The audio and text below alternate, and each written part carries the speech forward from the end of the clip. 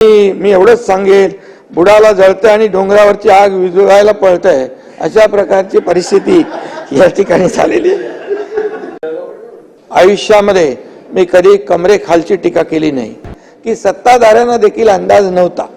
म्हणजे लोकांनी मॅन्डेट दिलेला आहे, लाडक्या बहिणीने आम्हाला मतदान केलंय, लाडक्या भावाने आम्हाला मतदान केलंय, लाडक्या शेतकऱ्यांनी आम्हाला मतदान केलंय, लाडक्या ज्येष्ठांनी आम्हाला मतदान केलंय, त्यामुळे ही लँडस्लाइड विक्ट्री आहे। आणि म्हणून या ठिकाणी मी एवढंच सांगेल, बुडाला जळतंय आणि डोंगरावरची आग विझवायला पळतंय, अशा प्रकारची परिस्थिती या ठिकाणी झालेली आहे। काल या सभागृहात पावणे कलाकार येऊन गेले। मीडिया समोर रडगाणं गाण्यापेक्षा खरं म्हणजे सभागृहामध्ये येऊन बोललं पाहिजे, सभागृहामध्ये येऊन बाजू मांडली पाहिजे असं मला वाटतं। परंतु काही लोक फक्त पार्ट टाइम म्हणून या सभागृहाचा वापर करतात। मी जास्ती काही बोलत नाही, कारण मला टीका करण्याची सवय नाही।